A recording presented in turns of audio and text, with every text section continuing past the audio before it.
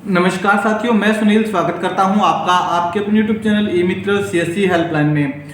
आज हम एक ऐसी टॉपिक पर बात करने वाले हैं जिस पे सभी आवेदन कर रहे हैं, लेकिन उस पर आवेदन करने का हमें फायदा होगा या नहीं होगा, नुकसान होगा तो किस प्रकार से होगा और फायदा होगा तो किस प्रकार से होगा।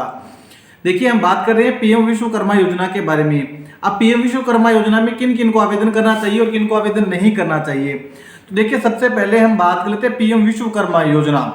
पीएम विश्वकर्मा योजना के अंतर्गत उन्हीं लोगों को आवेदन करना चाहिए जो मैन्युफैक्चरिंग का काम करते हैं, जो बनाने का काम करते हैं।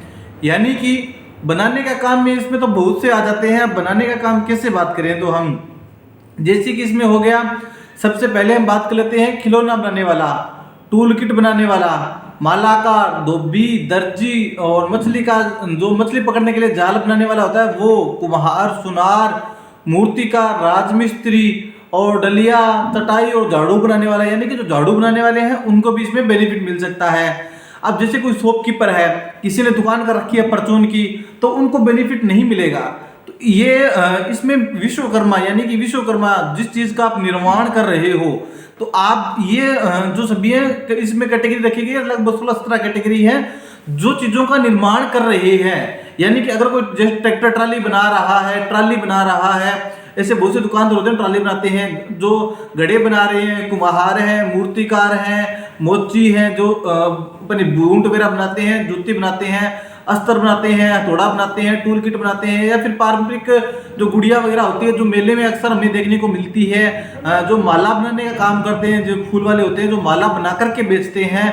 इन प्रकार के इस प्रकार की जो कैटेगरियों के व्यक्ति हैं जो निर्माण कर रहे हैं, कुछ न कुछ निर्माण कर रहे हैं, नया निर्माण कर रहे हैं, नई चीज उगा रहे नहीं, जो चीज का निर्माण कर रहे हैं, मैन्युफैक्चरिंग कर रहे हैं, उनको ही इसका बेनिफिट मिलने वाला है। अब बेनिफिट मिलेगा क्या और कितना और कैसे, तो देखिए, सबसे पहले मैं आपको बता दूं, सबसे पहले आपको जो बेनिफिट मिलने वाला है इसमें वो होगा आपकी एक बेसिक ट्रेनिंग।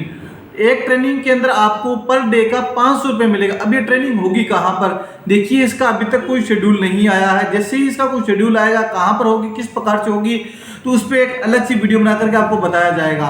तो सबसे पहले आपकी ट्रेनिंग होगी, ट्रेनिंग में पर डे का 500 रुपये आपको मिलने वाला है। अब आपको ये रुपये मिलेगा कैसे और कहाँ पर, तो जैसे ही आप ट्रेनिंग में पार्टिसिपेट करोगे तो वहाँ पे आपकी अटेंडेंस लगेगी। अटेंडेंस आपने जो बैंक अकाउंट अभी इसमें लगाया है उस बैंक अकाउंट में आपकी पेमेंट आने वाली है, यानी कि 5 दिनों के 25 रुपये वो आ जाएंगे। ट्रेनिंग कंप्लीट होने के बाद में आपको 15,000 रुपये का एक इंसेंटिव मिलेगा। अब इंसेंटिव ऐसा नहीं है कि हमने 15,000 मिले जेब में डाले और अपन का काम किया, ऐसा उसमें नहीं होने वाला। आपको जो 15,000 रुपये मिले इंसेंटिव, उनका आपको जो आपने जिस कैटेगरी की ट्रेनिंग ली है उस कैटेगरी से रिलेटेड आपको नया सामान लाना होगा और उस सामान का बिल आपको जमा करवाना होगा, तभी आपको 15,000 रुपये मिलेंगे। ठीक है, अब बात कर लेते हैं लाख रुपए 2 लाख रुपए वो किस प्रकार से मिलेंगे। देखिए, आपको इसके अंतर्गत सबसे पहला लोन मिलने वाला है वो 1 लाख रुपए का मिलेगा। अब आपको 1 लाख रुपए का लोन तो मिल गया, लेकिन ये आपको वापिस भी भरना पड़ेगा। अब इसमें ब्याज लगेगा या नहीं लगेगा, कितने दिनों में भरना पड़ेगा, देखिए इस पे आपका लगभग 5% ब्याज लगता है। यानी कि बात करें तो 40 पैसे लेकर के 60 पैसे के बीच में आपका ब्याज आ जाएगा। ये पूरा का पूरा लोन आपको भरना पड़ेगा और आपको ये 18 महीनों के अंदर अंदर कंप्लीट करना पड़ेगा। अगर आप 1 लाख रुपए का लोन 18 महीने में अच्छे से कंप्लीट कर देते हैं तो उस कंडीशन के अंदर आपको 2 लाख रुपए का लोन मिल जाएगा।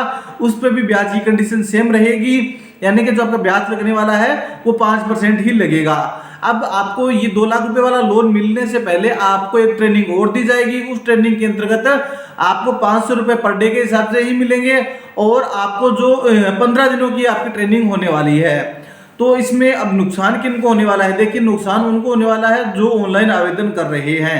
यानी कि आप आपकी सीएससी आईडी से आवेदन कर रहे हैं, आपने जैसे मान लीजिए 50 आवेदन कर दिए, 50 आवेदन में से आपके 20 आवेदन ही अप्रूव हुए, तो आपको एक आवेदन का 65 रुपये और 20 आवेदन का आप आपके हिसाब से जोड़ लीजिए, लगभग 1300 रुपये होंगे, तो आपको 1300 रुपये कमीशन मिलने वाला है। तो आपने जो 30 आवेदन किए उनका आपको कमीशन नहीं मिला, इसका क्या कारण है, तो देखिए जो फार्म अप्रूव होते हैं उन्हीं का ही सीएससी में कमीशन मिलता है, अन्य किसी काम का कमीशन नहीं मिलता है। तो जो आपने आवेदन किए उनका आपको कमीशन नहीं मिलेगा, आपका कमीशन आपके डिजिटल सेवा में आएगा। तो इस प्रकार से मेरे हिसाब से आपको बात समझ में आ गई होगी। अगर आपको इसके बारे में कुछ ज्यादा जानकारी चाहिए तो मेरे को कमेंट कीजिए, मैं आपको उनके जो अगर ज्यादा कमेंट आए तो उस टॉपिक पे मैं आपको एक अलग सी वीडियो बना करके बताऊंगा, अच्छे से समझाऊंगा कि ये योजना आखिर है क्या। अब मेरे हिसाब से लगभग सभी को समझ में आ गया होगा। तो चलिए मिलते हैं नई वीडियो नई अपडेट के साथ, तब तक के लिए जय हिंद जय भारत, धन्यवाद।